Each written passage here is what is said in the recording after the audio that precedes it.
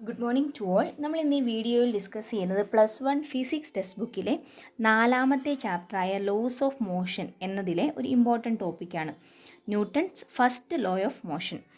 അതായത് ന്യൂട്ടൻ്റെ ലോസ് നമ്മൾ ഓൾറെഡി ചെറിയ ക്ലാസ്സുകളിലൊക്കെ പഠിച്ചിട്ടുണ്ട്. അതിൻ്റെ കുറച്ചുകൂടി ഉള്ളൊരു ഡീറ്റെയിൽഡ് ആയിട്ടുള്ളൊരു എക്സ്പ്ലനേഷനാണ് +1 വരുമ്പോൾ നമ്മൾ നോക്കുന്നത്. ഇതിന് മുന്നിലുള്ള വീഡിയോയിൽ നമ്മൾ ഇനേർഷ്യ എന്താണെന്ന് പറഞ്ഞിരുന്നു. ഇനേർഷ്യ എന്ന് പറയുന്നത് ഒരു ഒബ്ജക്റ്റ് ഏത് സ്റ്റേറ്റിൽ നിൽക്കുന്നോ ആ സ്റ്റേറ്റിൽ തന്നെ കണ്ടിന്യൂ ചെയ്യാനുള്ള അതിൻ്റെ ടെൻഡൻസിയാണെന്ന് പറഞ്ഞു. അപ്പോൾ ആ ഇനേർഷ്യ ഉപയോഗിച്ചുകൊണ്ട് തന്നെയാണ് യഥാർത്ഥത്തിൽ ഫസ്റ്റ് ലോയും എക്സ്പ്ലെയിൻ ചെയ്യുന്നത്. അതായത് സ്റ്റേറ്റ്മെൻറ്റ് നമുക്കൊന്ന് വായിച്ച് നോക്കാം. Everybody continues to be in it state of rest or of uniform motion in a straight line unless compelled by an external force to act otherwise. അതായത് സ്റ്റേറ്റ്മെൻറ്റ് പറയുന്നത് ഇത്രയേ ഉള്ളൂ. ഒരു ഒബ്ജക്റ്റ് ഇപ്പോൾ ഏത് സ്റ്റേറ്റിലാണോ ആ സ്റ്റേറ്റിൽ തന്നെ കണ്ടിന്യൂ ചെയ്യും. എങ്ങനെയാണ്? പുറത്തുനിന്ന് എക്സ്റ്റേണൽ ആയിട്ടുള്ള ഒരു ഫോഴ്സ് ഉണ്ടാകുന്നില്ലെങ്കിൽ, ഒരു ഫോഴ്സും ആ ഒബ്ജക്റ്റിൻ്റെ മുകളിൽ കിട്ടുന്നില്ലെങ്കിൽ അത് ഇപ്പോൾ ഇരിക്കുന്ന സ്റ്റേറ്റിൽ തന്നെ നിലനിൽക്കും.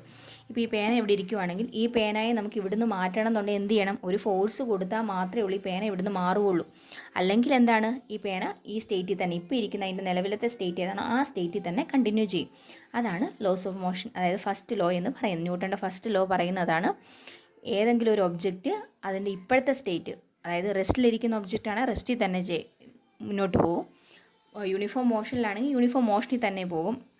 എപ്പോഴാണ് അതിനൊരു മാറ്റം ഉണ്ടാകുന്നത്? ഒരു എക്സ്റ്റേണൽ ആയിട്ടുള്ളൊരു ഫോഴ്സ് ആക്ട് ചെയ്താൽ മാത്രമേ ഉള്ളൂ അതിൻ്റെ ഇപ്പോഴത്തെ നിലവിലത്തെ സ്റ്റേറ്റ് മാറിപ്പോകത്തുള്ളൂ. അതാണ് ഫസ്റ്റ് ലോ പറയുന്നത്. അപ്പോൾ നമുക്ക് ഓർക്കേണ്ട ഒരു കാര്യം, എക്സാമിനൊക്കെ ചോദിക്കുമ്പോൾ ഈ ലോ സ്റ്റേറ്റ് ചെയ്യാൻ പറഞ്ഞ് ചോദിക്കാറുണ്ട്.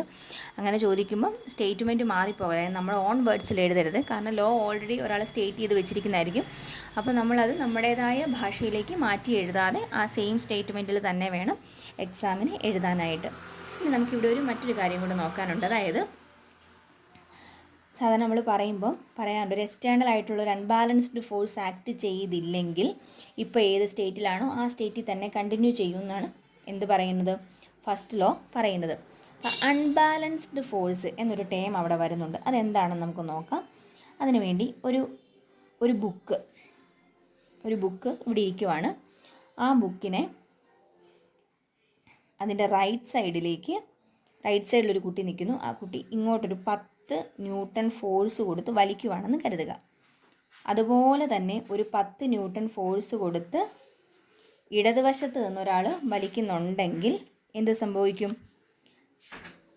അതിനകത്ത് ഈ ബുക്കിന് എന്തെങ്കിലും ഒരു മൂവ്മെൻറ്റ് ഉണ്ടാവുന്നുണ്ടോ? ഇല്ല. അതായത് രണ്ട് സൈഡിലേക്കുമുള്ള ഫോഴ്സ് ഈക്വലും ഓപ്പോസിറ്റുമാണ്.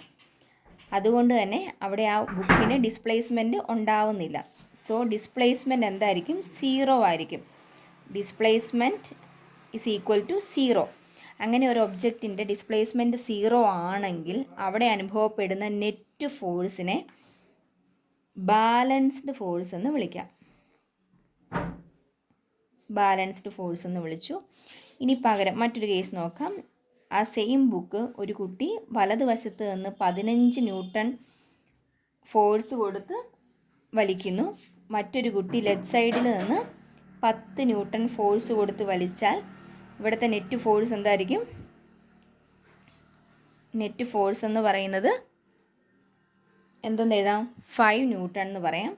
അത് ഏത് ഡയറക്ഷനിലായിരിക്കും? ഈ ഒരു ഡയറക്ഷനിലായിരിക്കും. ഇതിൻ്റെ റിസൾട്ടൻ്റ് ഫോഴ്സ് ഇങ്ങോട്ട് ആക്ട് ചെയ്യും. റിസൾട്ടൻ്റ് ഫോഴ്സ് ഈ ഡയറക്ഷനിൽ ആക്ട് ചെയ്യും. ഇവിടുത്തെ കേസിലോ നെറ്റ് ഫോഴ്സ് എന്തായിരുന്നു? ഇവിടെ നെറ്റ് ഫോഴ്സ്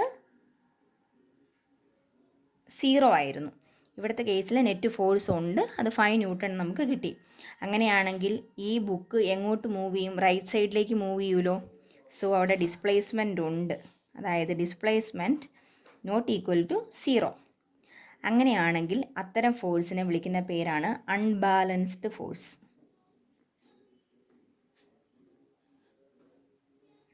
അൺബാലൻസ്ഡ് ഫോഴ്സ് എന്ന് പറയാം. അപ്പോൾ ഫസ്റ്റ് കേസിൽ equal and opposite force apply ചെയ്തപ്പോൾ നെറ്റ് ഫോഴ്സ് 0 ആയിരുന്നു. സോ ഡിസ്പ്ലേസ്മെൻറ്റ് 0 വന്നു. അങ്ങനെയാണെങ്കിൽ ബാലൻസ്ഡ് ഫോഴ്സ് എന്ന് വിളിച്ചു. ഈ രണ്ട് ഫോഴ്സിനെയും കൂടെ ചേർത്ത് ബാലൻസ്ഡ് ഫോഴ്സ് എന്ന് പറഞ്ഞു. ഇനി സെക്കൻഡ് കേസ് വന്നപ്പോഴത്തേനും രണ്ട് ഡയറക്ഷനിലും അപ്ലൈ ചെയ്യുന്ന ഫോഴ്സിൻ്റെ മാഗ്നിറ്റ്യൂഡിനകത്ത് ഡിഫറൻസ് വന്നു. സോ നെറ്റ് ഫോഴ്സ് അവിടെയുണ്ട്. നെറ്റ് ഫോഴ്സ് ഉണ്ടെങ്കിൽ ഡിസ്പ്ലേസ്മെൻറ്റ് 0 ആയിരിക്കില്ല. ആ ഒബ്ജക്റ്റിന് മൂവ്മെൻറ്റ് ഉണ്ടാവും. അങ്ങനെയാണെങ്കിൽ ഈ ഫോഴ്സിനെയാണ് അൺബാലൻസ്ഡ്, ഈ റിസൾട്ടൻ്റ് ഫോഴ്സിനെ അൺബാലൻസ്ഡ് ഫോഴ്സ് എന്ന് വിളിച്ചു. അപ്പോൾ നോക്കി, നെറ്റ് ഫോഴ്സ് 0 ആണ്, ഡിസ്പ്ലേസ്മെൻറ്റ് 0 ആണ് എന്ന് പറഞ്ഞ് ഈ ഒബ്ജക്റ്റിന് ആക്സിലറേഷൻ സംഭവിക്കുന്നുണ്ടോ? ഈ ഒബ്ജക്റ്റിന് ആക്സിലറേഷൻ സംഭവിക്കുന്നില്ല. Acceleration is equal to 0. ഇവിടുത്തെ കേസിലോ നെറ്റ് ഫോഴ്സ് 0 അല്ല, നെറ്റ് ഫോഴ്സ് ഒരു വാല്യൂ ഉണ്ട്. സോ ഡിസ്പ്ലേസ്മെൻറ്റ് ഉണ്ടാവുന്നുണ്ട്. നിലവിലത് റെസ്റ്റിൽ ഇരിക്കുമായിരുന്നു, അത് കഴിഞ്ഞ് അതിന് ഡിസ്പ്ലേസ്മെൻറ്റ് ഉണ്ടാവുന്നുണ്ടെന്ന് പറഞ്ഞാൽ അതിനർത്ഥം എന്താ? വെലോസിറ്റി വേരി ചെയ്തു, ആക്സിലറേഷൻ ഉണ്ട്. So acceleration not equal to 0. First അപ്പം ഒരു നെറ്റ് ഫോഴ്സ് 0 ആണെങ്കിൽ ആക്സിലറേഷനും 0 ആയിരിക്കും. Net force not equal to 0 ആണെങ്കിൽ ആക്സിലറേഷനും നോട്ട് ഈക്വൽ ടു 0 ആയിരിക്കും.